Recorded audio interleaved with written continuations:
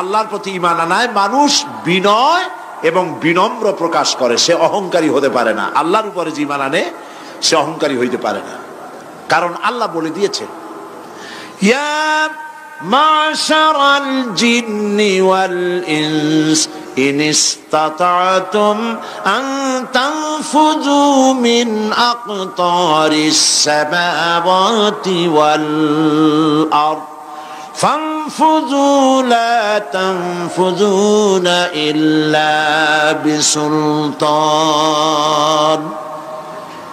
যারা অহংকারী, যারা স্বৈরাচারী, যারা জালিম, আল্লাহ পাক তাদেরকে বলছেন, হে পৃথিবীর মানুষেরা, জেনেরা, যদি সম্ভব করতে পারো, আমার আইন ভালো লাগে না, আমার ইসলাম পছন্দ হয় না, আমার আলেম ভালো লাগে না, আমার কোরআন ভালো লাগে না, অবস্থা যদি এমনটি হয়, বেরিয়ে যাও, বেরিয়ে যাও।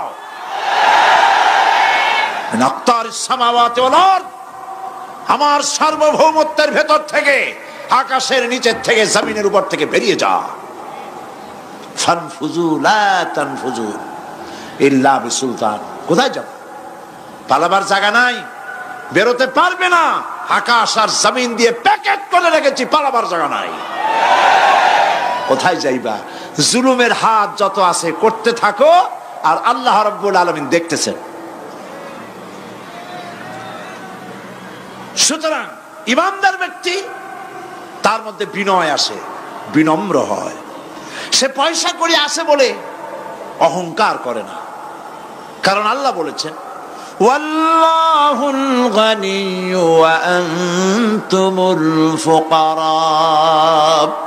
আল্লাহ সাফ বলে দিয়েছেন, আল্লাহই হচ্ছেন, কারো মুখাপেক্ষী নন, সম্পদশালী। আল্লাহর কোন সম্পদের অভাব নাই। ওয়া আনতুমুল ফুকারা, দুনিয়ায় তোমরা যা বাস করো সব ফকিরের গোষ্ঠী, কিচ্ছু নাই তোমাদের। তোমাদের জাতি খাইয়া শেষ করে ভালো, আর আমার কাছে যা আছে আমি শুধু দিতে থাকি, আর ভাণ্ড শুধু ভরাই থাকে, মোটেও খালি হয় না। সুবহানাল্লাহ। কাজী মোমেন বান্দা সে অর্থ এবং বিত্তের অহংকার করে না, বিদ্যার অহংকার করে না। অর্থ বিত্ত কত আছে তোমার, কয় টাকার মালিক? আল্লাহ যদি ইচ্ছে করেন, ব্রেনের ভিতরে যদি টিউমার ঢুকায় দেন, ব্রেনের একটা নার্ভ আর একটা নার্ভের সাথে জড়ায় দেবেন, জায়গা হবে কোথায়? হেমায়তপুর। হেমায়তপুর কোথায়? কাছেই, পাবনা।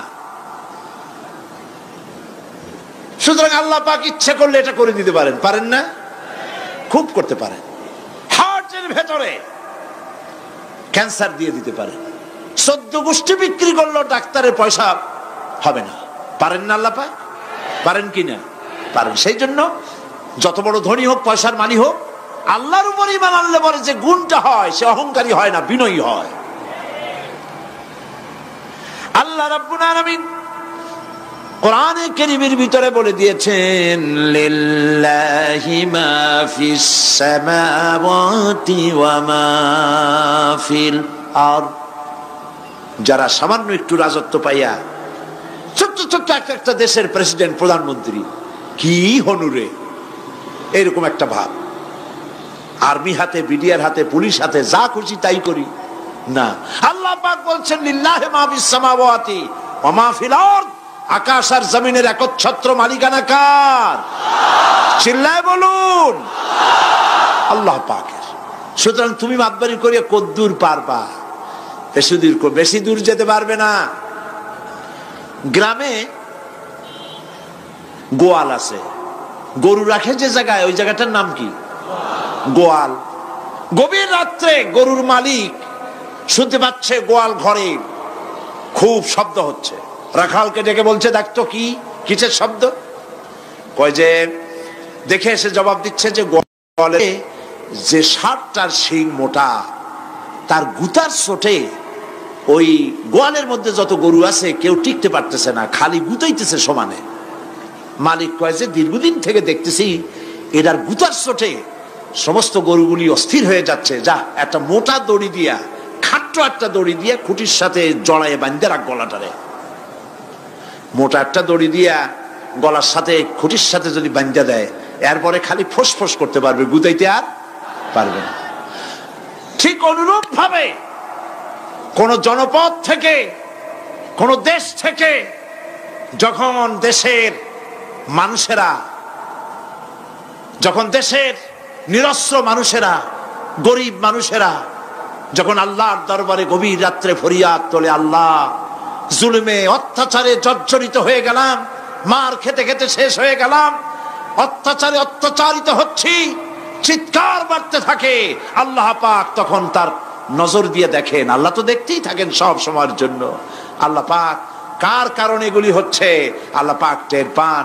শিং কারো কারো মোটা হয়েছে, আজরাইলকে পাঠায় দেন, যাও খাটো দড়ি দিয়ে বাঁধে থো। খাটো দড়ি কোনটা বুঝছেন? 3 হাত, 3 হাত কবর কোনটা? খাটো দড়ি দিয়ে বাঁধে থো। সুতরাং কত বড় বড় রাজা বাদশা ক্ষমতা এলো, মানুষের উপরে জুলুম করলো, আল্লাহ পাক তার ইন্তেকাম নিয়েছেন। সেই আল্লাহ এখন আর নাই, নাউজুবিল্লাহ। সে আল্লাহ আছেন কিনা? পূর্ণ শক্তিতে বহাল কিনা? হুয়াল হাইয়ুল কাইয়্যুম। এমন অবস্থা নয় যে বাংলাদেশে কি হচ্ছে আর আল্লাহ টের পাচ্ছেন না। কি বলেন?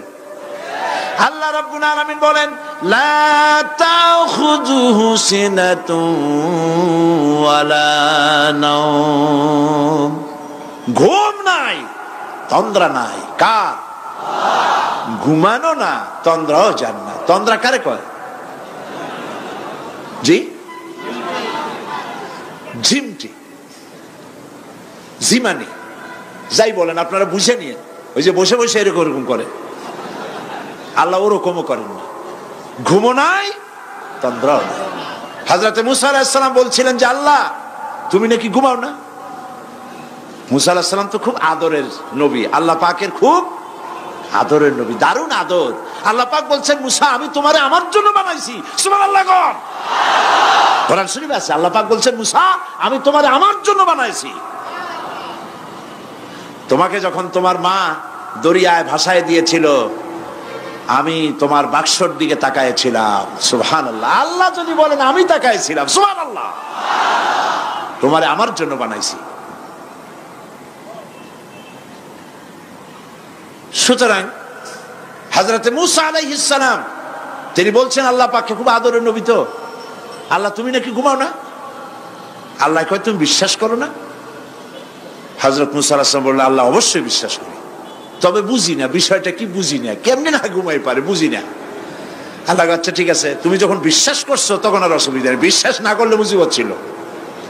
পয়গম্বর মানুষ, তাকে তো বলতেই হবে বিশ্বাস করি, তবে বুঝি না। আল্লাহ কয় ঠিক আছে, বিশ্বাস যখন করো আমি বুঝাই দেবো। নিয়ে আসো 1 গ্লাস পানি। 1 গ্লাস পানি নিয়ে আসলেন, দাঁড়ায় থাকো। মুসা আলাইহিস সালামকে আল্লাহ বললেন পানি নিয়ে দাঁড়ায় থাকো, আর ঘুমের আল্লাহ করলেন মুসারে ধর। মুসা আলাইহিস সালামের ঘুম এসে গেল। ঘুমের আমেজে হাতটা শিথিল হয়ে গ্লাসটা পড়ে ভেঙে চুরমার হয়ে গেল। হযরত মুসা আলাইহিস সালাম ভয় পেয়ে গেলেন। আল্লাহ পাক শোনায় দিলেন, ভয়ের কোনো কারণ নাই, একটা পরীক্ষার জন্যই দিলাম, তোমার বোঝার জন্যই দিলাম। তুমি যেমন 1 গ্লাস পানি নিয়ে, একটা গ্লাস নিয়ে 1 মুহূর্ত দাঁড়াতে পারলে না, ঘুম আসলো আর হাত থেকে পড়ে গ্লাসটা ভেঙে গেল। মুসারে তুমি বুঝে নাও, তুমি জেনে রাখো, তাম সৃষ্টি জগৎ তোমার আল্লাহ, আল্লাহ রব্বুল আলামিনের হাতের মুঠার মধ্যে রয়েছে। আল্লাহ রব্বুল আলামিন যদি ঘুমায় যান, এই পৃথিবীর আকাশ এবং জমিনের সব ট্রাফিক কন্ট্রোল আল্লাহ পাক নিজেই করেন। যদি তিনি ঘুমায় যান, সব শেষ হয়ে যায়। বাংলাদেশে কি হচ্ছে, পৃথিবীর কোথায় কি হচ্ছে তা আল্লাহ দেখছেন না? চিল্লায় বলো, দেখছেন না? সে আল্লাহ রাব্বুল আলামিন তিনি পরিষ্কার করে বলছেন, যারা নাকি মুমিন বান্দা তারা অহংকারী হয় না, ক্ষমতায় থাকুক ক্ষমতায় না থাকুক, কোন অবস্থাতেই অহংকারী হতে পারে না। আল্লাহ পাক শোনায় দিয়েছেন যারা অহংকার করে তাদেরকে পরিষ্কার করে বলেছেন, ওয়ালা তামশি ফিল আরদি মারহান ইন্নাকা লান তাখরিকাল আরদা ওয়া লান তাবলুগাল জিবালা তুলা। ওয়ালা তামশি ফিল আরদি মারহান, খবরদার আমার জমিনের উপরে অহংকারের পদে বড় হেঁটো না। দেখছেন না কত আছে অহংকার করে হাঁটে, জমিনের উপরে জুতা পায়ে দিয়ে মচ মচ করে হাঁটতে থাকে। ওয়ালা তামশি ফিল আরদি মারহা ইন্নাকা লান তাখরিকাল আরদা, তুমি কি তোমার পদাঘাত দিয়ে আমার জমিনটারে ফাটাই দিতে পারবা? বলেন পারবে? যদি শক্তি থাকে দাও লাথি, তোমার ঠ্যাং ভাঙবে, মাটির কিচ্ছু। ওয়ালান তাখরিকাল আরদা মা, তুমি আমার এই জমিনটাকে ধসাই দিতে পারবে না। আর ওয়ালান তাবলুগাল জিবালা তুলা, আর পাহাড়ের উচ্চতা লাফ দিয়ে তুমি ছাড়াই যেতে পারবে না। আমার জমিনও ফাটাইতে পারবে না লাথি দিয়া, লাফ দিয়া পাহাড়ের উচ্চতাও ছাড়াইতে পারবে না। তো এত লাফাও কেন? মুমিন কম লাফাও, শক্তি কম দেখাও। আল্লাহ রাব্বুল আলামিন আবার বলেন, ওয়া ইবাদুর রাহমানিল্লাযীনা ইয়ামশুনা আলাল আরদি হাওনা, আল্লাহর বান্দা যারা, সত্যিকারের বান্দা যারা, তারা দুনিয়ার বুকে বিনয়ের সাথে হাঁটে, মাথা নিচু করে বিনয়ের সাথে হাঁটে। সুবহানাল্লাহ আলহামদুলিল্লাহ। তুই আল্লাহর প্রতি ঈমানের সবথেকে বড় লাভ হচ্ছে আত্মমর্যাদা সম্পন্ন বানায়। ঈমান তাকে বিনয় এবং বিনম্র বানায়, অহংকারী বানায় না। আর অহংকার করে তুমি যাবা কই? কদ্দুর ক্ষমতা তোমার? আল্লাহ কোরআন শরীফের বহু আয়াত দিয়ে এই কথাগুলি বলেছেন। আর এটা গেল 2। 3 নম্বরে আল্লাহর উপর ঈমান আনার, আমি কি বলতেছি বলেন তো দেখি, ফায়দা। আল্লাহর উপরে ঈমান আনার 3 নম্বরের ফায়দা হলো মুমিন ব্যক্তির মধ্যে বীরত্ব এবং নির্ভীক ভাব তার মধ্যে এসে যায়। সে নিজে মুজাহিদ, সে বীর, সে কাপুরুষ নয়। সুবহানাল্লাহ। আল্লাহর উপর ঈমানের কারণে বীরত্ব এবং নির্ভীকতার প্রশিক্ষণ তার মধ্যে তৈরি হয়ে যায়। কারণ মানুষের সবচেয়ে বড় ভয় হলো মৌতের। বলেন তো দেখি বড় ভয় কিসের? বলেন সবাই। আর যারা বললেন না তারা, তাদের মৌতের কোনো ভয় নেই। মৌতের ভয় আছে কিনা? আছে। কিন্তু ভয় করে যাবেন কই? ভয় তো সেইটারে করা যায় যেটাকে ভয় করে এড়ানো যায়। এখন মৃত্যুকে ভয় করে আপনি কি এড়াইতে পারবেন? পারবেন? আল্লাহ পাক বলছেন মুমিন নির্ভীক হবে, বীরত্বে পরিপূর্ণ হবে, কাপুরুষ হবে না, মৌতের ভয়তে পালায়ে বেড়াবে না। আল্লাহ পাক বলছেন, কুল ইন্নাল মাউতাল্লাযীনা তাফিরুনা মিনহু ফাইন্নাহু মুলাকীকুম, মরণ থেকে পালাও তুমি, মরণ তোমায় লইবে ঘিরি, যদিও সুদূর আকাশ পানে, লুকাও সেথায় লাগিয়ে সিঁড়ি। এ মহারোগের চিকিৎসক নাই, নাই সে ঔষধ জগতে, খুঁজিয়া কাতর হইলে কি হবে, পারিবে না তারে ফিরাতে। মৃত্যু যখন তোমার এসে যাবে, তোমাকে মৌতের হাত থেকে কেউ রেহাই দিতে পারবে না। মৃত্যু তোমার হবেই। সুতরাং মৌত যখন হবে তখন তাকে ভয় করে তো কোনো লাভ নাই। আর মৃত্যু কোথায় হবে, কখন হবে, আমরা কেউ জানি না। জানেন? ওয়ামা তাদরি নাফসুম বিআইয়ি আরদিন তামুত, কোন মাঠে, কোন ময়দানে কখন মৌত হবে কারো জানা নাই। এই গত নভেম্বর মাসের শেষ দিকে আমি লন্ডন সফর করেছিলাম। এক ভাইয়ের কাছে শুনলাম, আমি অবাক হয়ে গেলাম। তিনি পত্রিকায় দেখে আমাকে বলেছেন, এক লোক 8 তলা থেকে 8 তলা বিল্ডিং এর ছাদের উপর পড়ে গেছে। 8 তলা বিল্ডিং এর ছাদের উপর থেকে পড়িয়া তার কিচ্ছু হয় না, হাত পাও ভাঙে নাই, মরেও নাই, খালি কিছু চামড়া টামড়া ছিঁড়ে গেছে। তাড়াতাড়ি অ্যাম্বুলেন্স আসছে, অ্যাম্বুলেন্সে তাকে নিয়ে গেছে, হসপিটালে নিয়ে যাবে চামড়াগুলো সেলাই করে দেওয়ার জন্য। অ্যাম্বুলেন্সে উঠাইয়া তাড়াতাড়ি অ্যাম্বুলেন্স আসছে, দরজা যেভাবে লাগাইছে দরজাটা ভালোভাবে লাগে নাই। দেখেন নাই মাইক্রোবাসে বা অ্যাম্বুলেন্সে অনেক সময় দরজা এরকম মারার পরে অনেক সময় লাগে না, যার জন্য ড্রাইভার বলে যে দরজাটা ভালো করে লাগায় নেন, ঠিক না? দরজাটা ভালো করে লাগে নাই। সামনে চলতে গিয়ে এই গাড়িটার ব্রেক কষতে হয়েছে ড্রাইভারের কোনো কারণে। যেই না ব্রেক কষেছে আর অমনি দরজা যেটা লাগছিল না ভালো করে দরজাটা খুলে গেল, আর রুগীটা 8 তলা কাছে পড়ছিল, ওইটা ছিল পাশে, সে ছিটকে গিয়ে রাস্তায় পড়লো, আর একটা বাস সামনের থেকে এসে মাটিতে তাকে চ্যাপ্টা করে দিয়ে চলে গেল। শুনিয়া আমার মুখ থেকে বেরিয়ে গেল আল্লাহু আকবার। বলেন আল্লাহু আকবার। কি আল্লাহ পাকের কি প্রচন্ড ক্ষমতা, কি ইচ্ছা তার। মৃত্যুর জন্য সময়ও লাগবে, জায়গাও লাগবে, দুটো জিনিস এক হতে হবে। আল্লাহর যাকে যে মৃত্যু দিবেন, মৃত্যুর জন্য সময় এবং জায়গা দুটোর কম্বিনেশন হতে হবে। 8 তলা থেকে পড়বে ঠিক, কিন্তু মরবে না। আজরাইল অপেক্ষা করতেছে রাস্তায়, বাস আসবে যখন। 8 তলা থেকে পড়লো, অবিশ্বাস্য ভাবে লোকটা বেঁচে গেল, আর হসপিটালে তার যাওয়া হলো না। গাড়ির দরজা খুললো, রাস্তা দিয়ে পড়লো, আজরাইল দ্রুত তার কাম সেরে চলে গেল। সুতরাং মুমিন ব্যক্তি আল্লাহর উপর ঈমান আনার কারণে দুর্জয় মনোবল সৃষ্টি হয়। কাপুরুষ জীবনে কয়েকবার মরে, সাইকেলের টায়ার বাস্ট হয়েছে শুনে বেহুশ হয়, তারপরে ট্রাকের টায়ার বাস্ট হয়েছে শুনলে কানের তলা ফেটে যায়, বোম বাস্ট হয়েছে আওয়াজ শুনে হার্ট ফেল করে, পাতিশিয়ালের ডাক শুনলে কোনো হুশই থাকে না।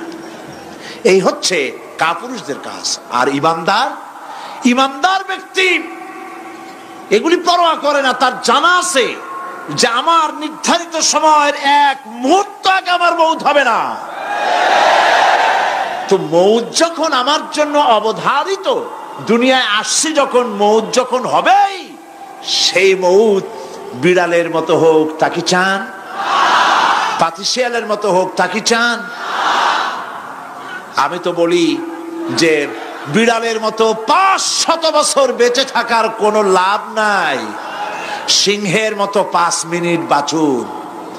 মির্জাফরের মতো 50 বছর বেঁচে থাকায় লাভ নাই, খালিদ বিন ওলীদের মতো, সিরাজউদ্দৌলার মতো বেঁচে থাকুন।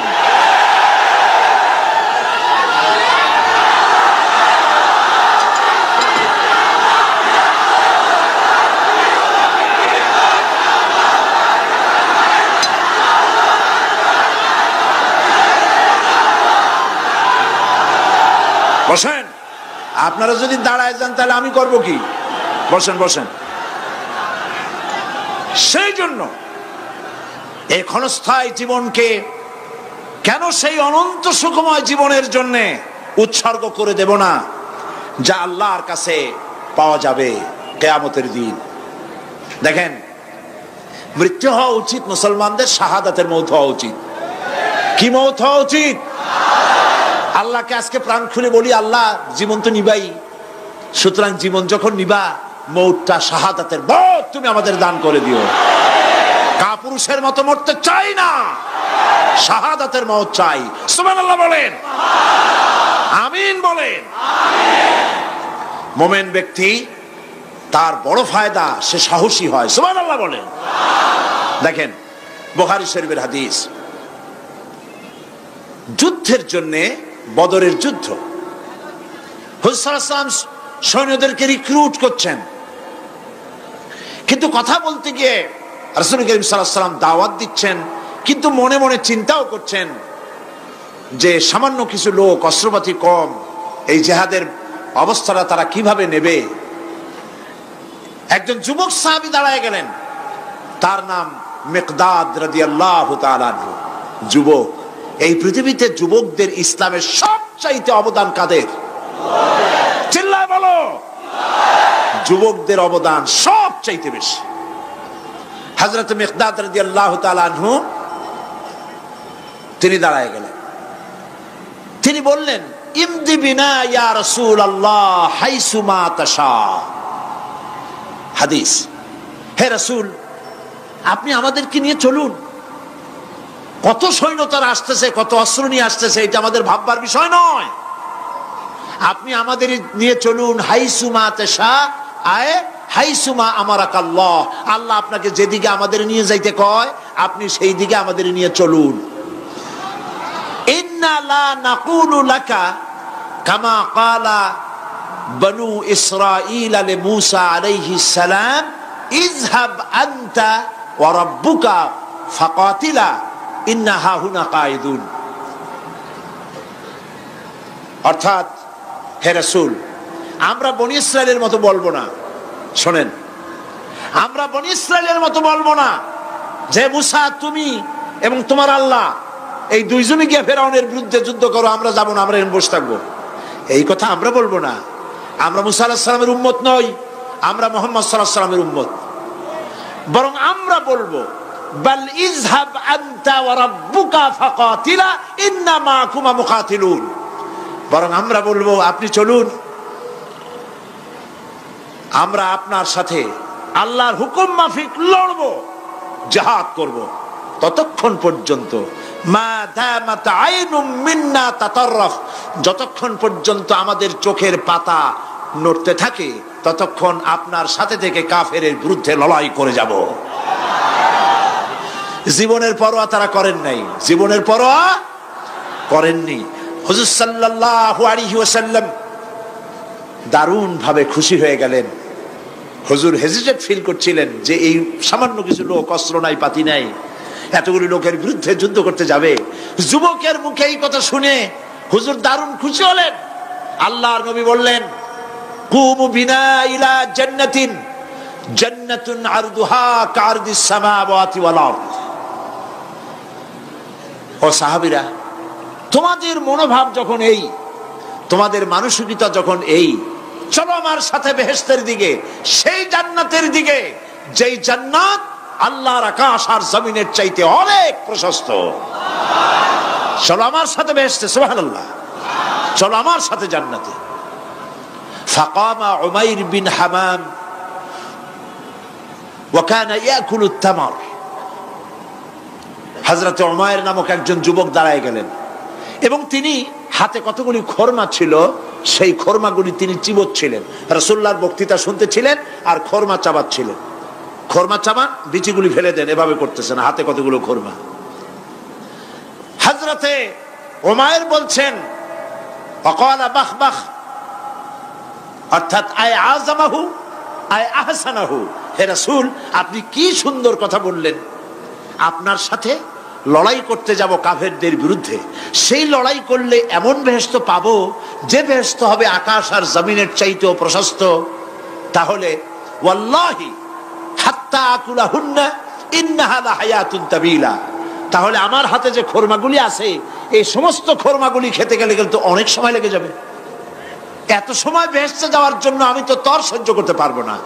ফারামা বিহিন্না, হাতের সব খরমা ফালাই দিলেন, যুদ্ধে ঝাঁপায় পড়লেন। অনেকক্ষণ কাফেরদের বিরুদ্ধে লড়াই করে হযরত উমাইর শাহাদাত বরণ করলেন। রাসূলুল্লাহ তার লাশের কাছে গিয়ে আঙ্গুল দিয়ে ইশারা করে বললেন ইন্নাকা মিন আহলিহা। উমাইর, তুমি যেই বেহেশতে যাওয়ার জন্য খরমাগুলি খাওয়ার সময় পাচ্ছিলে না, তাড়াতাড়ি করে খরমাগুলি হাত দিয়ে ফেলে দিয়েছিলে, আমি আল্লাহর রাসূল, আমি সাক্ষ্য দিচ্ছি অবশ্যই আল্লাহর সেই জান্নাত তোমার জন্য অবধারিত। মুমিন ব্যক্তি সে কখনো মৃত্যুর ভয়ে উদ্দেশ্য হাসিল থেকে চুপ করে বসে থাকে না। সে ভয় করে কেবলমাত্র কাকে? সে মৃত্যুর ভয়। মৃত্যু হবেই এবং আমার জন্যে বিশ্বাস রাখতে হবে, আমার জন্যে যদি কোনো বুলেট এর উপরে আমার নাম লেখা থাকে, পৃথিবীর সমস্ত মানুষ আমাকে পাহারা দিয়ে সেই বুলেট থেকে আমাকে রক্ষা করতে পারবে না। আর যদি কোনো বুলেটে আমার নাম লেখা না থাকে, সারা পৃথিবীর সমস্ত মানুষ বৃষ্টির মতো গুলি বর্ষণ করলেও একটি গুলিও আমাকে বিদ্ধ করতে পারবে না। এটার নাম হলো ঈমান। এটার নাম কি? এই ঈমান পেলাম কোথায়? কোথায় পেলাম? কোরআন শরীফে। কোথায় পেয়েছি? আল্লাহ রাব্বুল আলামিন বলেন ওয়ামা হুম বিদরিনা বিহি মিন আহাদিন ইল্লা বিইজনিল্লাহ। একথা সুস্পষ্ট, আল্লাহর অনুমতি ব্যতিরেকে বান্দার কোনো ক্ষতি সাধন কেউ করতে পারে না। জোরে বলেন সুবহানাল্লাহ। কেউ কারো কোনো ক্ষতি করতে পারবে না। যেটা ক্ষতি যদি কিছু থাকে কিসমতে, ওটা তো মুকদ্দার ছিল, তকদির ছিল, সেটাই হবে, এর বাইরে কিছুই হবে না। সুতরাং মুমিন ব্যক্তি সে সাহসী হবে, সে কখনো চিন্তা করবে না মৃত্যুর ভয়ের। উদ্দেশ্য হাসিলের জন্য হয় শরীরের পতন, না হয় মন্ত্রের সাধন, ডু অর ডাই। সে আল্লাহর জন্য তার জীবন দিতে প্রস্তুত থাকবে। কারণ আল্লাহ রাব্বুল আলামিন বলেছেন, ইন্নাল্লাহা আশতারা মিনাল মুমিনিনা আনফুসাহুম ওয়া আমওয়ালাহুম বিআন্না লাহুমুল জান্নাহ। আল্লাহ পাক বলেন, আমি আমার মুমিনের জান আর মালকে আমি খরিদ করে নিয়েছি, বিনিময়ে আমার বান্দাকে আমার জান্নাত দান করে দিয়েছি। জোরে কোন সুবহানাল্লাহ। মুমিনের জান আর মালকে নিয়েছেন, বিনিময় কি দিবেন? জান্নাত দান করে দিবেন। এটা হলো মুমিনদের আল্লাহর প্রতি ঈমান আনার জন্য 3 নম্বরের কোয়ালিটি। 4th নম্বরে আল্লাহর উপর ঈমান আনলে 4 নম্বরের যে ফায়দাটা, সে ফায়দা হচ্ছে আশাবাদ এবং মানসিক প্রশান্তি। আল্লাহর প্রতি একটা নির্ভরতা এবং আশার সৃষ্টি হয়ে যায়, সে কখনো নিরাশ হয় না। কারণ একটা মানুষ পাপ করলো, চুরি করেছে, ডাকাতি করেছে, জেনা করেছে, হত্যা করেছে, শয়তানি করেছে, বদমাশি করেছে, সব করেছে।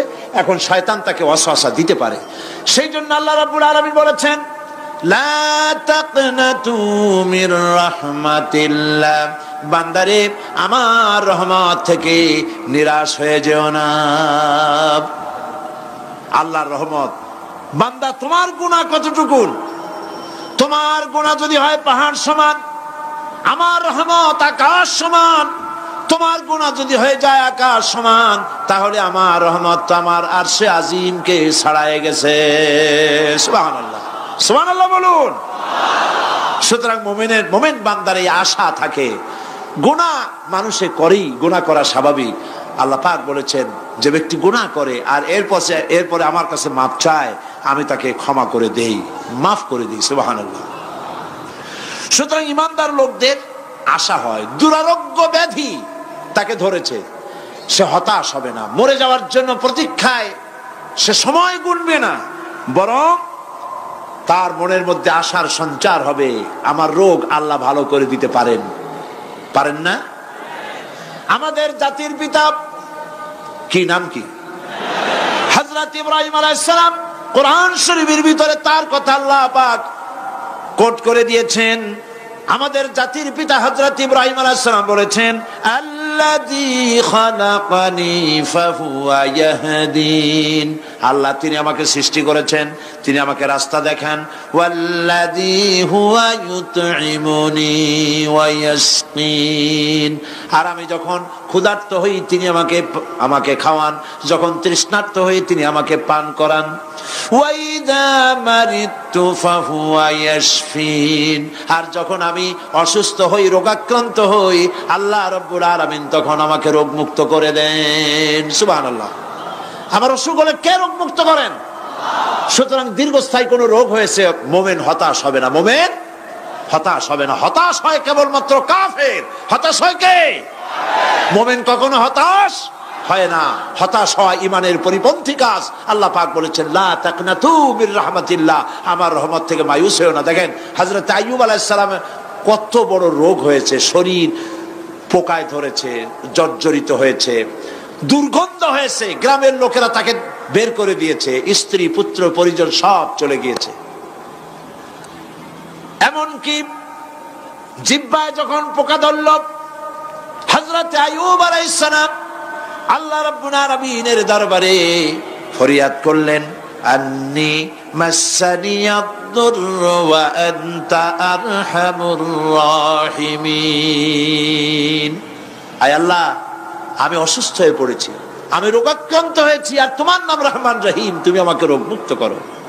হযরত আইয়ুব আলাইহিস সালাম আল্লাহর দরবারে ফরিয়াদ করলেন, রব্বুল আলামিন সারা শরীরে পোকায় জর্জরিত হয়ে গেছে, এখন আমার জিহ্বায় পোকা ধরেছে, মাবুদ গো আমি তোমার কাছে ফরিয়াদ করি আমার জিহ্বায় পোকা দিও না, কারণ জিহ্বাটাও যদি নষ্ট হয়ে যায় তাহলে তোমার মতো আল্লাহর জিকির আমি কি দিয়া করব। হযরত আইয়ুব আলাইহিস সালাম আল্লাহ পাকের কাছে যখন এ ধরনের ফরিয়াদ জানালেন, রব্বুল আলামিন তাকে তার রোগ মুক্ত করে দিলেন, তার স্ত্রী পুত্র সব আল্লাহ রব্বুল আলামিন ফিরাইয়া দিলেন। সুবহানাল্লাহ। সুতরাং মুমিন ব্যক্তি, কোরআন শরীফে সব আছে, কোরআনের মতো শ্রেষ্ঠ ওয়াজের কিতাব পৃথিবীতে আর শুধু বোঝার দরকার। বিপদে যত বড় বিপদ আসুক, কোন বিপদে মুমিন ধৈর্য হারাবে না। হযরত ইয়াকুব আলাইহিস সালামের ছেলে ইউসুফ আলাইহিস সালামকে যখন তিনি হারায় ফেললেন, তিনি অধৈর্য হয়ে গেছিলেন নাকি? অধৈর্য হন নাই। কারণ আমি আমার বক্তৃতার সূচনায় বলেছি, আমরা কল্যাণ বুঝি না, অকল্যাণও বুঝি না। কোন বিপদ আসলে পরে আমরা হয়রান হয়ে যাই, কিন্তু বিপদের মধ্যে কল্যাণ আছে আমরা তা বুঝতে পারি না। কথা বুঝে আসছে? হযরত ইউসুফ আলাইহিস সালামকে কুয়ার ভিতরে ফেলে দেওয়া হলো। 11 ভাই মনে করেছে কুয়ার ভিতরে ফেলে দিয়া ইউসুফ আলাইহিস সালামকে মেরে ফেললাম, কিন্তু তারা বোঝে নাই আসল কামটা কি হয়েছে। এটা তো কুয়া নয়, এটা একটা টানেল, এটা একটা সুড়ঙ্গ। একদিকে কেনান হলো তার এক মুখ, ওই সুড়ঙ্গের এক মুখ হলো কেনানের। কেনান ইউসুফ আলাইহিস সালামকে ফেলে দেওয়া হলো কুয়ার ভিতরে মারার জন্যে, কিন্তু আল্লাহ পাকের ইচ্ছা ইউসুফ আলাইহিস সালাম মরবে না। এই টানেলের অপর প্রান্ত মিশরের সিংহাসনের টানেলের এপার দিয়া ইউসুফ আলাইহিস সালামকে ঢুকালেন, অপর প্রান্তে মিশরের সিংহাসনে ইউসুফকে আল্লাহ বসাইয়া দিলেন। হযরত ইয়াকুব ছেলের জন্য অধৈর্য হলেন না। যখন তিনি খবর পেলেন ছেলে বাঘে খেয়ে ফেলেছে, তিনি তখন বলেছেন, ফাসাবুরুন জামিলুন আসাল্লাহু আইয়াতিয়ানি বিহিম জামিআ ইন্নাহু হুয়াল আলিমুল হাকীম। ফাসাবরুন জামিল, আমি উত্তম ভাবে ধৈর্য ধারণ করলাম, এবং আমি বিশ্বাস করি আল্লাহ রাব্বুল আলামিন আমার হারানো সবকিছু আমাকে ফিরাই দিবেন। বহু বছর পর যখন হযরত ইউসুফ আলাইহিস সালাম প্রেসিডেন্ট হয়েছেন মিশরের, 11 ভাই গেল সেখানে সাহায্য আনার জন্য। সেই ঘটনা তো শোনাবো না, এমনি বলে যাচ্ছি। এরপরে তিনি তাদেরকে পরিচয় দিলেন, ওরা ভয় পেয়ে গেল। তিনি বললেন, ভয়ের কোনো কারণ নাই, লা তাসরিবা আলাইকুমুল ইয়াউম, আজকে আমি কোনো প্রতিশোধ তোমাদের নেব না। সুবহানাল্লাহ। এর নাম পয়গম্বর, এর নাম কি? আল্লাহর নবী। আমি আজকে কোনো প্রতিশোধ তোমাদের নেব না, তোমরা যাও। পিতার অবস্থা তিনি জানলেন, কাঁদতে কাঁদতে পিতার চোখ দুটো নষ্ট হয়ে গেছে ইয়াকুব আলাইহিস সালাম। হযরত ইউসুফ আলাইহিস সালাম বললেন, যাও। নিজের জামাটা খুললেন, গায়ের জামা খুলে বললেন, ভাইরা আমার এই জামা নিয়ে যাও, আর আমার আব্বার চোখের উপরে এই জামাটা রেখে দিও। ছেলেরা যখন হযরত ইউসুফ আলাইহিস সালামের জামা নিয়ে মিশর থেকে রওনা করেছে, গল্প নয়, উপন্যাস নয়, আল্লাহ পাক এই কোরআন শরীফে সূরা ইউসুফে বলেছেন, জামা নিয়ে মিশর থেকে রওনা করেছেন। কোথায় মিশর আর কোথায় কেনান? কেনানে বসে হযরত ইয়াকুব আলাইহিস সালাম বলছেন, তোমরা যদি আমাকে মতিভ্রম পাগল যদি মনে না করো, তাহলে একটা কথা বলি, আমার নাকে এখন আমি ইউসুফের গন্ধ পেতেছি। তোমরা যদি আমাকে মতিভ্রম না করো, তাহলে আমি বলি আমি কিন্তু ইউসুফের গন্ধ পেতেছি। সুবহানাল্লাহ।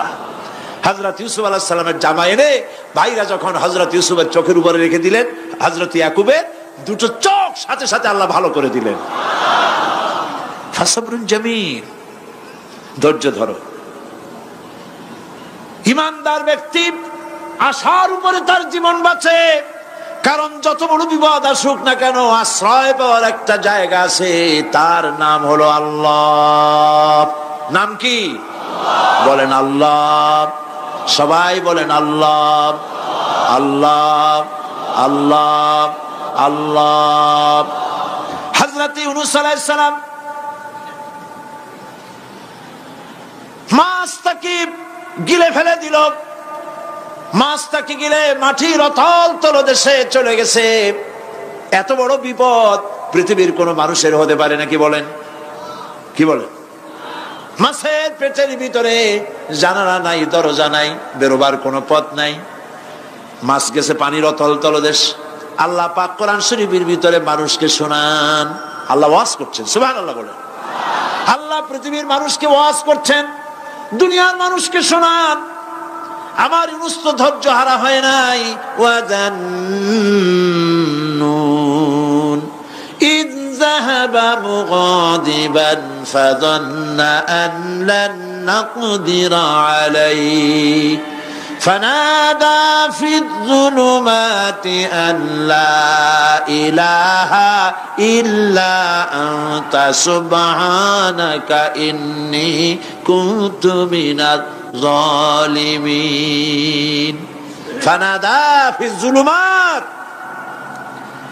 জমায়ে কাসির, ত্রিবিধ অন্ধকারের ভেতর থেকে হযরত ইউনূস আলাইহিস সালাম চিৎকার মারলেন। মাছের পেটের অন্ধকার, পানির অন্ধকার, রাতের অন্ধকার, ত্রিবিধ অন্ধকারের ভেতর দিয়ে মাছের পেটের মধ্য দিয়ে ইউনূস আলাইহিস সালাম চিৎকার মারলেন। অধৈর্য হন নাই, হার্ট ফেল করেন নাই।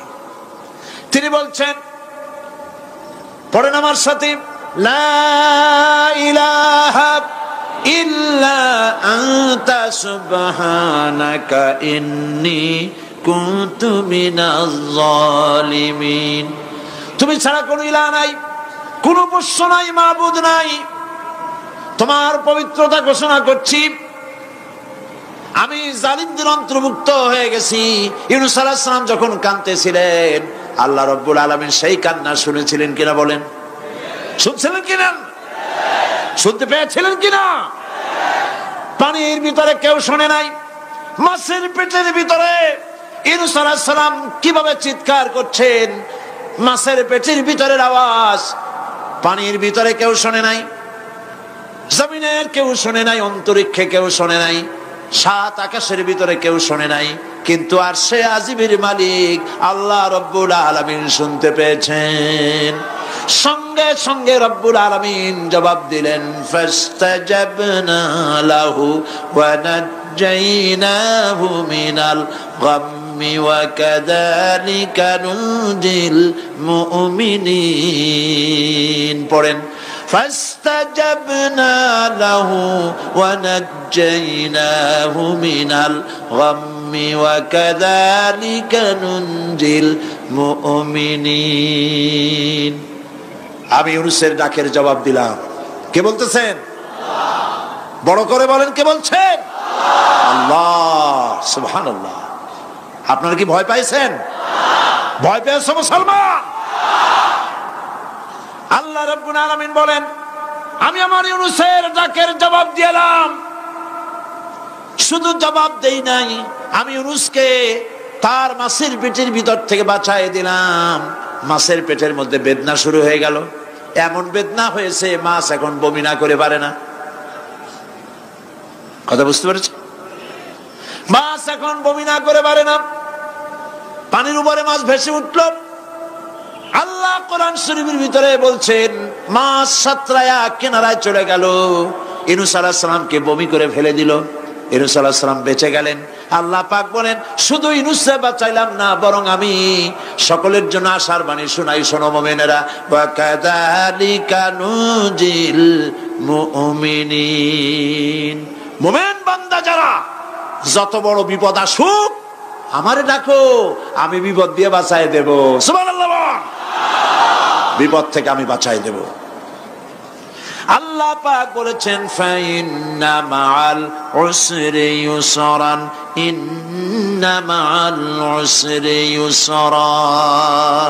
জেনে রাখো, দুঃখ এবং কষ্টের পরে রয়েছে সুযোগ সুবিধা, আর অসচ্ছলতার সাথে রয়েছে উদার সচ্ছলতা। যত বড় বিপদ আসছে, এই বিপদের পরে আল্লাহ পাক তার গোলামদের উপরে রহমত নাজিল করবেন ইনশাআল্লাহ। সুতরাং ইমানদার লোকেরা, তাদেরকে আল্লাহ পাক বলছেন, কোনো ভয় নাই, কোনো চিন্তা নাই, যত বড় বিপদে পড়ো আমারে ডাকো, আমি ডাকের সাড়া দিয়ে দেব।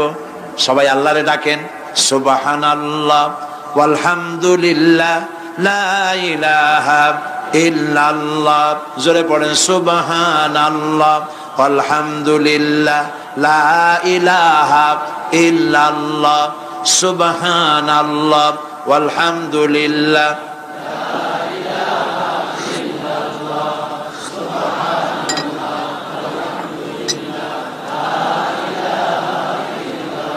লা ইলাহা ইল্লাল্লাহু মুহাম্মাদুর রাসূলুল্লাহ। আল্লাহর উপর ঈমান আনলে যত ফায়দা হয় এত ফায়দা দুনিয়ায় কোথাও নাই। সুবহানাল্লাহ। আল্লাহর উপর ঈমান আনার ৫ম নম্বরের ফায়দা কয়টা বলছি? 5টা বলছি। আপনাদের অসুবিধা হচ্ছে নাকি? তাড়াতাড়ি শেষ করতেছে। 6টা বলবো। এ হলো ৫ম নম্বর। তারপর আমরা দোয়া করব। দোয়ার দরকার আছে কিনা এই সময়?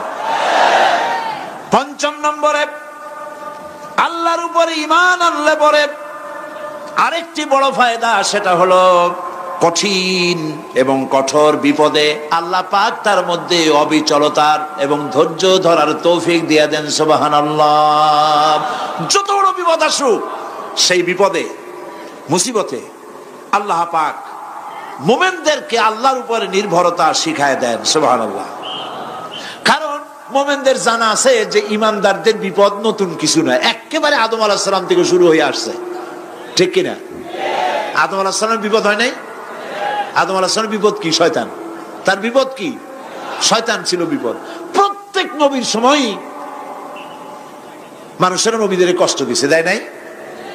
বিশ্বকবি ইকবাল বলেছেন, সতীজা কা রহা হ্যায় अज़ल से ताइमरोज,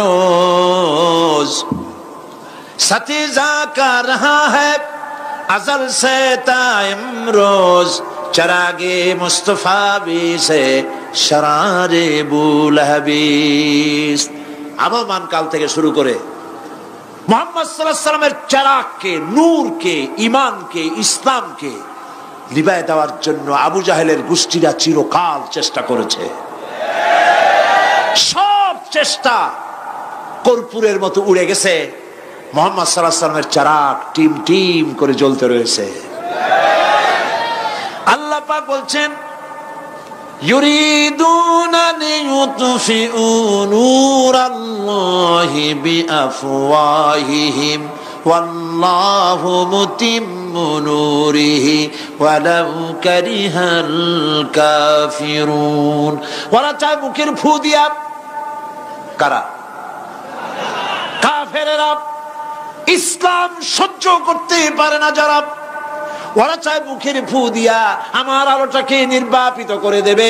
আল্লাহ পাক বলেন, ওয়াল্লাহু মুতিম্মু নূরি, আমি আমার নূরকে পূর্ণতা দান করব, তাতে কাফির বেঈমানদের মনের ভিতরে যত জ্বালা হোক, যন্ত্রণা হোক, ওদের কলজা যত পুড়ুক, ইসলাম তার বিজয় পতাকা নিয়ে উঠবে, কেউ ঠেকাতে পারবে না।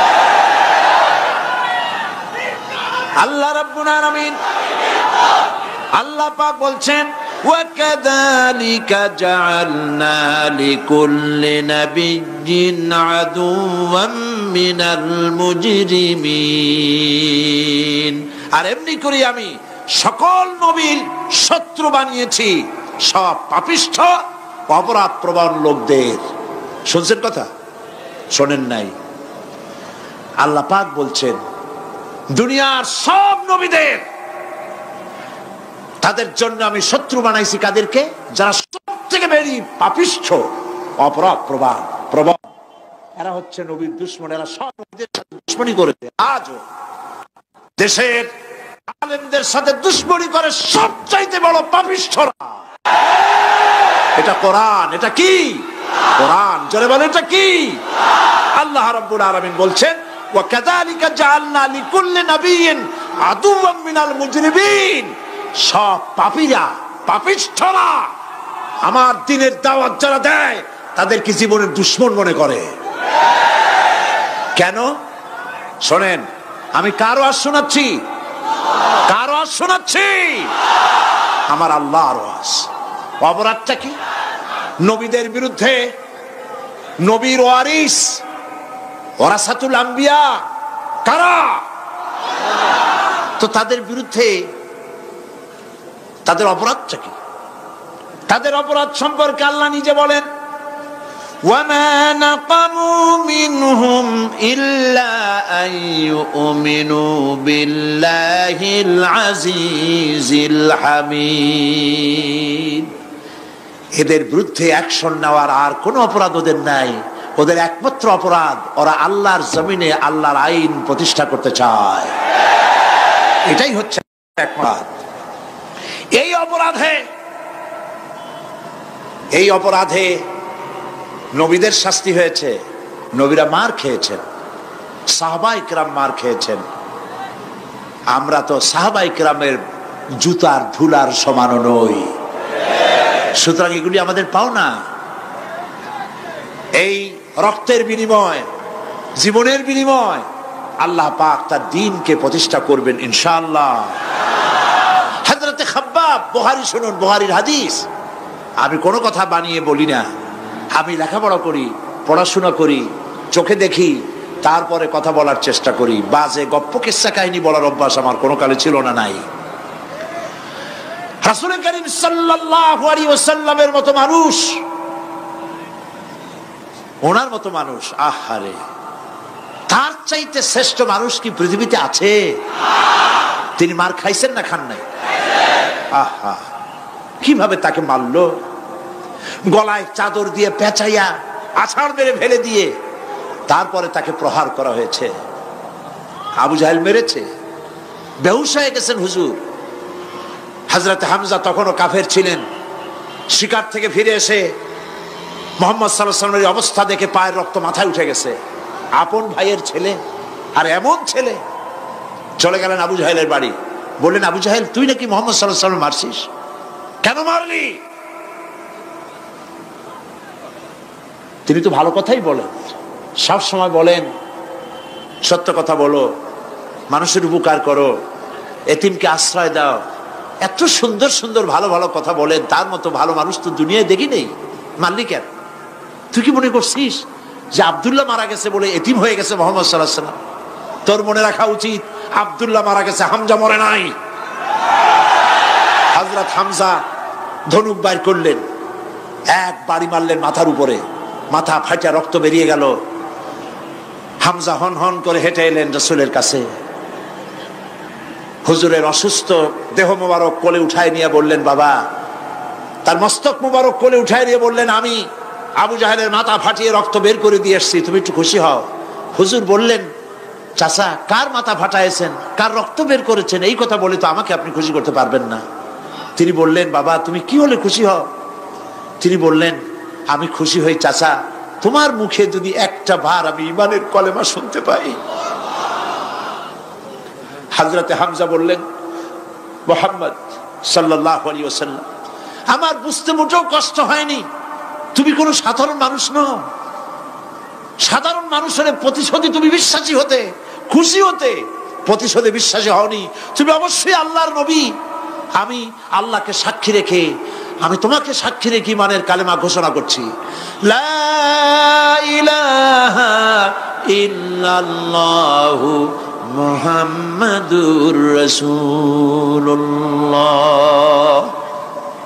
ভাইরা আমার, আল্লাহর দ্বীন প্রতিষ্ঠার জন্য আমার নবীদেরকে কষ্ট করতে হয়েছে, সাহাবায়ে কেরামদেরকে কষ্ট করতে হয়েছে, আল্লাহর ওলিদেরকে।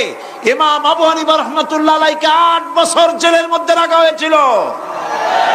ইমাম আহমদ বিন হাম্বলকে চাবুক মেরে মেরে গায়ের গোশত আর চামড়া তুলে ফেলে দেওয়া হয়েছিল। তারপরেও তারা বাতিলের সামনে মাথা নত করে নাই। এর নাম হচ্ছে ইসলাম। এর নাম কি? বুখারীর হাদিস, হযরত খাব্বাব বিন আরিত রাদিয়াল্লাহু তাআলা আনহু। বুখারীতে হাদিসটা এভাবে এসেছে, ওয়ান খাব্বাব বিন আরিত রাদিয়াল্লাহু তাআলা আনহু আন্নাহু قال قال شكونا الى رسول الله صلى الله عليه وسلم وهو متوسد بردة له في ظل الكعبة। তিনি বললেন, আমরা রাসূলের কাছে গেলাম, যাই দেখি রাসূল করিম সাল্লাল্লাহু আলাইহি ওয়াসাল্লাম কাবা শরীফের ছায়ায় আরাম ফরমাচ্ছেন। আমরা কাছে গিয়ে বললাম, আলা তাস্তানসিরু লানা আলা তাদউ লানা ইয়া রাসূলুল্লাহ, হে রাসূল আপনি কি আমাদের জন্য দোয়া করবেন না? আমরা তো মার খেতে খেতে শেষ হয়ে গেলাম, আমাদের খাব্বাবকে, খুবাইবকে, আম্মারকে, সুমাইয়াকে মেরে শেষ করে দিল। ওরা আমাদেরকে না খাওয়ায় রাখে, সারা রাত খেতে দেয় না, ঘুমাতে দেয় না। তারা আমাদের বেলালকে মেরে মেরে রক্তাক্ত করে উত্তপ্ত মরুভূমির উপরে চিৎ করে শোয়ায়, বুকের উপরে পাথর চাপা দিয়ে রেখেছে। ওরা সাহাবায়ে কেরামদেরকে মারতেছে, না খাওয়ায় রাখতেছে। হুজুর আপনি কি আল্লাহর কাছে দোয়া করবেন না? এখনো কি দোয়ার সময় আসে নাই? হাদিস শরীফে এসেছে, হুজুর সাল্লাল্লাহু আলাইহি ওয়াসাল্লাম উঠে বসলেন, বললেন, ও হাব্বাব, তোমাদের আগে এই পৃথিবীতে যারা দ্বীনের দাওয়াত নিয়ে এসেছিলেন, সমকালীন রাষ্ট্র শক্তি তাদেরকে ধরত, ফায়ুহাজুর রাজুলু ফায়ুহফারু লাহু ফিল আরদ, তাদেরকে ধরে তাদের জন্য কবর খনন করা হতো জীবিত মানুষের জন্য। ফায়ুজআলু ফিহা, এরপরে সেই গর্তের ভিতরে তার কোমর পর্যন্ত গেড়ে দেওয়া হতো। সুম্মা ইউতা বিল মানশার, এরপরে করাত আনা হতো। ফায়ুদাউ আলা রাসিহি, এরপরে সেই করাত তার মাথার উপরে রাখা হতো। ফায়ুজআলু নিসফাইন, করাত দিয়া ঘষে ঘষে চিরে চিরে জীবিত মানুষকে দ্বিখণ্ডিত করে ফেলে দেওয়া হতো।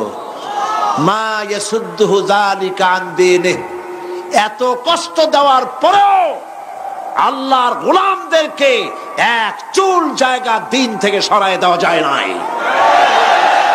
ওয়াল্লাহি ওয়াল্লাহি, ও খাব্বাব আমি আল্লাহর নামে কসম করি,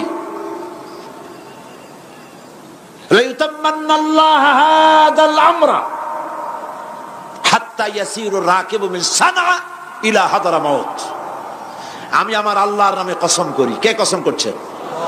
সুবহানাল্লাহ বলবেন না? রাসূলুল্লাহ কসম করছেন, আমি কসম করি আল্লাহর, সেদিন বেশি দূরে নয় যেদিন ইয়েমেনের রাজধানী সানা থেকে শুরু করে হাজরামাউত পর্যন্ত হাজার হাজার মাইল সওদাগরেরা তাদের পণ্য নিয়ে, মহিলারা তাদের সৌন্দর্যের পসরা নিয়ে একাকিনী অথবা দলবদ্ধভাবে যাতায়াত করবে মরুভূমির উপর দিয়ে। লা ইয়াখাফু ইল্লাল্লাহ, আল্লাহ ছাড়া তাদের অন্তঃকরণে কোনো ভয় থাকবে না। ওয়ালাকিন্নাকুম তাস্তাজিলুন, তোমরা বড্ড তাড়াহুড়ো করছো, অপেক্ষা করো, সেরকম সময় আসবে। রাসূল করিম সাল্লাল্লাহু আলাইহি সাল্লাম সেরকমের সময় দিতে পেরেছিলেন নাকি পারেন নাই? পেরেছিলেন কিনা? সেজন্য রক্ত দিতে হয়েছে, সেজন্য মার খেতে হয়েছে, সেজন্য জেলে যেতে হয়েছে। রাসূল করিম সাল্লাল্লাহু আলাইহি সাল্লামকে, জেল তো নতুন কিছু নয়। ইউসুফ আলাইহিস সালাম জেলে থাকেন নাই? জেলে থাকেন নাই? থেকেছেন। রাসূল করিম সাল্লাল্লাহু আলাইহি সাল্লাম জেলে ছিলেন না?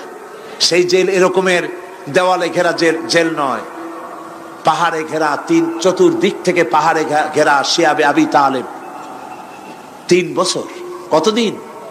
টানা 3 বছর রাসূল, তার সাহাবী, তাদের স্ত্রীরা, বাচ্চা বাচ্চা ছেলেপেলেরা 3 বছরের মধ্যে সরকার ঘোষণা করেছে এদের সঙ্গে কথা বলবে না, বাজার ঘাটে যেতে পারবে না, কেনা বেচা করতে পারবে না, সামাজিক বয়কট, সামাজিকভাবে বয়কট করে রেখেছে। সাথে যা ছিল খাবারগুলি শেষ হয়ে গেছে, তারপরে উট ছিল, ভেড়া ছিল, খাইয়ে শেষ হয়ে গেছে। এরপরে যখন কিছু নাই, উটের চামড়া ভিজায়া ভিজাইয়া, শুকনা চামড়া ভিজায় খেয়েছে। যুবকেরা ক্ষুধার যন্ত্রণায় বাবলা গাছের পাতাগুলি চাবায়ে খাইতে গিয়া কাটা ফুটে জিহ্বা থেকে রক্ত পড়েছে।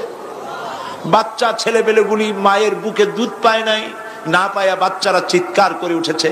এই চিৎকার, ক্ষুধার জ্বালার এই চিৎকারের আওয়াজ শুনে কাফেরেরা চতুর্দিকে অট্ট হাসিতে ফেটে পড়েছে।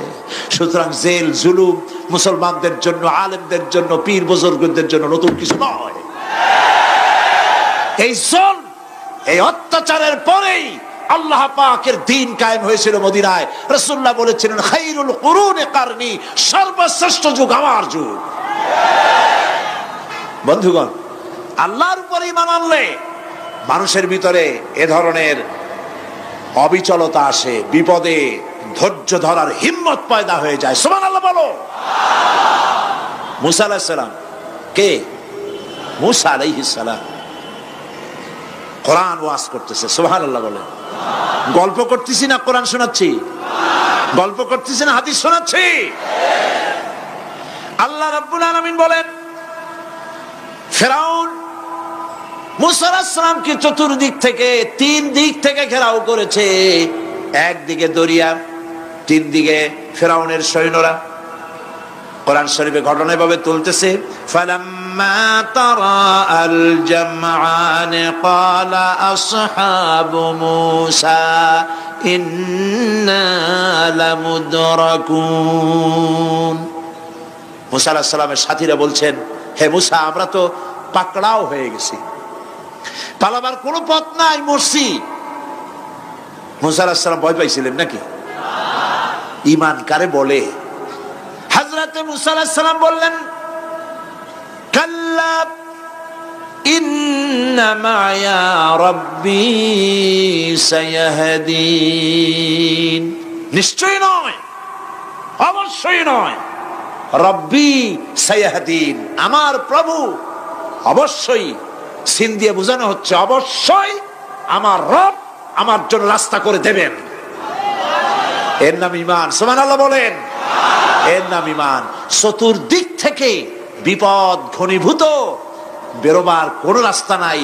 ওর মধ্য দিয়ে ওমাইয়াত্তাকিল্লাহা ইয়াজআল লাহু মাখরাজা, কোন রাস্তা নাই, চতুর্দিকে অন্ধকার। এরপরে যদি বান্দা আমার উপরে ভয় করে, আমাকে ভালোবাসে, আমাকে ভয় করে, সবর ইখতিয়ার করে, অন্ধকারের ভেতর থেকে নিশ্ছিদ্র অন্ধকারের ভেতর দিয়ে আলোর রশ্মি বের করে মুমিনদের যাওয়ার জন্য রাস্তা করে দেব। মূসা আলাইহিস সালাম বললেন, ভয় পাইও না, আল্লাহ আমাদের পথ তৈরি করে দিবেন।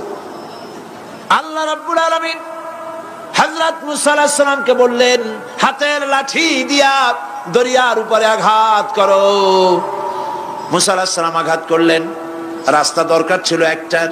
মূসা আলাইহিস সালামের এক আঘাতে রব্বুল আলামিন দরিয়ার ভিতরে মূসা আলাইহিস সালাম এবং তার সাথী সঙ্গীদের পারাপারের জন্য 12টা রাস্তা পয়দা করে দিলেন। গল্প না কোরআন? রাস্তা তৈরি হয়ে গেল 12টা, সব পার হয়ে গেল। ফিরআউন তার দলবল নিয়ে আসছে।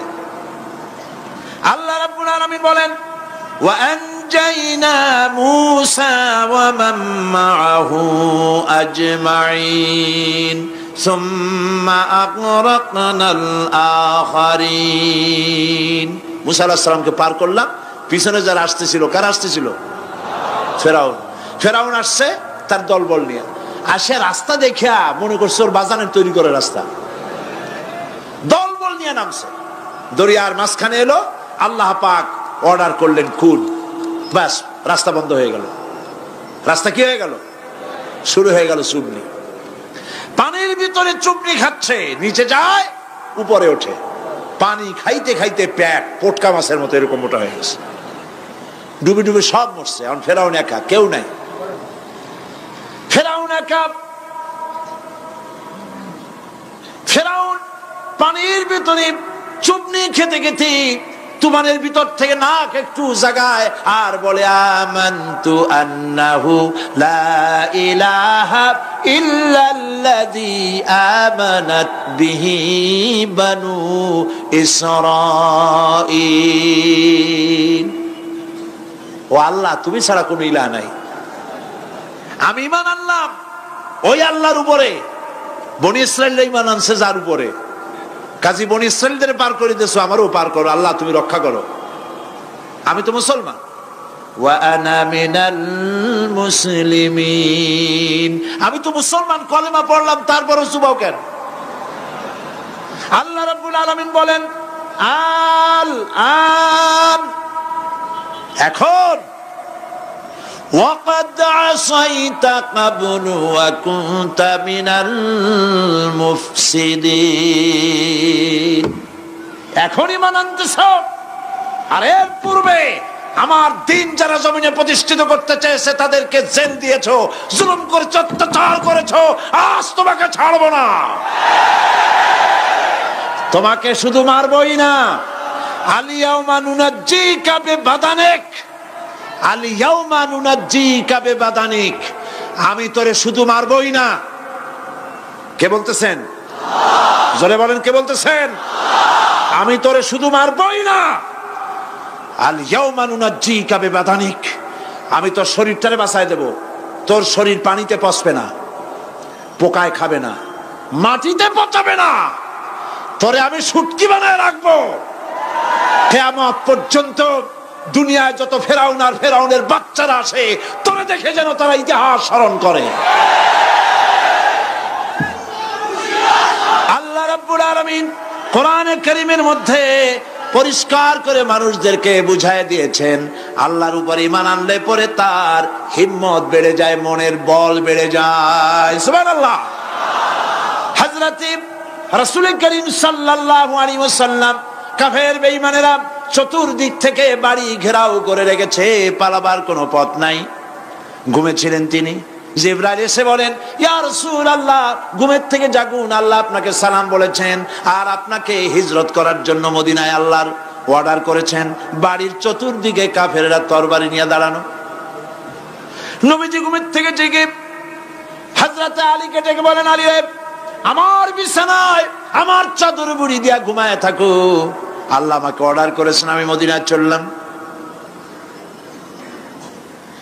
হযরত আলী হুজুরের দিকে তাকায় বলেন, ইয়া রাসূলুল্লাহ, আপনার বিছানায় আপনার চাদর মুড়ি দিয়ে আমি ঘুমায় থাকবো, সকালবেলায় কাফের বেঈমানেরা এই ঘরের মধ্যে প্রবেশ করে আপনার কম্বলের নিচে আমারে দেখে তারা মোহাম্মদ মনে করে আমারই তারা কেটে কেটে টুকরা টুকরা করে দেবে। আমার কোনো আপত্তি নাই, কোনো ভয় নাই, কোনো চিন্তা নাই, কোনো দুঃখ নাই, বরং আমার মনের মধ্যে এটাই তৃপ্তি হবে যে আমি আলীর জীবনের বিনিময়ে আল্লাহর নবী দুনিয়ায় বেঁচে থাকেন। নবীজি ঘরের থেকে বেরোলেন, চতুর্দিকে দেখেন কাফের বেঈমানেরা দাঁড়ানো, শত শত কাফের, হাতে তরবারি। হুজুর সাল্লাল্লাহু আলাইহি ওয়াসাল্লাম এক মুষ্টি বালু হাতে নিলেন, এক মুঠো বালু হাতে নিয়ে ফু দিয়া বালুগুলো ছেড়ে দিলেন। ঘরের চতুর্দিকে যত কাফের ছিল সবগুলির চোখের মধ্যে বালি ঢুকে গেছে। চোখের মধ্যে যদি বালি ঢোকে তাহলে কি মজা লাগে না? দুই হাত দিয়া সমানে ঘষা শুরু করছে কাফেরেরা, দুই চোখ আঙ্গুল দিয়া ঘষাঘষি করছে। এই ফাঁক দিয়া নবীজি বেরিয়ে গেলেন, একটা কাফেরও দেখে নাই নবী কোথায় গেলে। আল্লাহ পাক পরবর্তী সময়ে নবীজিকে শোনায় দিলেন, ওয়ামা রামাইতা ইয রামাইতা ওয়ালাকিন্নাল্লাহ রামা। নবী, আপনি নিক্ষেপ করেন নাই যখন আপনি নিক্ষেপ করছিলেন, আপনি তো শুধু ধুলাগুলো ধরে এমনি ছাড়ছেন।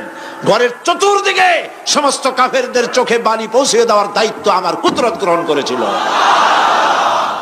নবীজি হযরত আবু বকরের বাড়িতে এলেন, দরজায় দাঁড়িয়ে নক করেছেন, ভেতর থেকে আওয়াজ এলো। হুজুর বললেন, ইয়া আবু বকর। হযরত আবু বকর পিছন থেকে দরজার মধ্য থেকে ঘরের মধ্য থেকে জবাব দিলেন, লাব্বাইকা ওয়া সাদাইকা ইয়া রাসূলুল্লাহ। হুজুর প্রশ্ন করলেন, আবু বকর, গভীর রাত্রে জিবরাইল আমারে ঘুম থেকে জাগাইলো, তোমারে জাগাইলো কে? এক ডাকে উঠলা কেমনে? হযরত আবু বকর বলেন, ইয়া রাসূলুল্লাহ, আপনি আমারে নিয়ে হিজরত করবেন বলেছিলেন, আমি চিন্তা করেছি না জানি কত রাত্রে নবীজি আসেন, আর আমার দরজায় দাঁড়ায়া নবীজি আমারে ডাকবেন, আমি থাকবো শুইয়া, বেয়াদবি হয়ে যাবে। এই জন্য বিছানায় না ঘুমায়া আপনার পবিত্র জবানের ডাক শোনার জন্য এত রাত ধরে এই দরজার সঙ্গে দাঁড়ায়া দাঁড়ায়া ঘুমাইতেছিলাম। নবীজি হযরত আবু বকর রাদিয়াল্লাহু তাআলা আনহুকে সঙ্গে করে নিয়া মদিনার পথ পরিহার করে মেসফালার মধ্য দিয়ে যারা হজে গেছেন দেখে আসছেন, মেসফালা জাবালে কেদোয়া, মেসফালার উপর দিয়া জাবালে কেদোয়ার উপর দিয়া আরো একটা পাহাড় পাড়ি দিয়া জাবালে সুরে চড়ে গেলেন। সন্ধ্যা হয়ে গেল, ফজর হয়ে কি বলে ফজরে রক্ত হয়ে গেল। হযরত আবু বকর বলেন, ইয়া রাসূলুল্লাহ, পালাবার উপায় নাই, ধরা পড়ে যাব, তাড়াতাড়ি চলেন গুহার মধ্যে ঢুকি।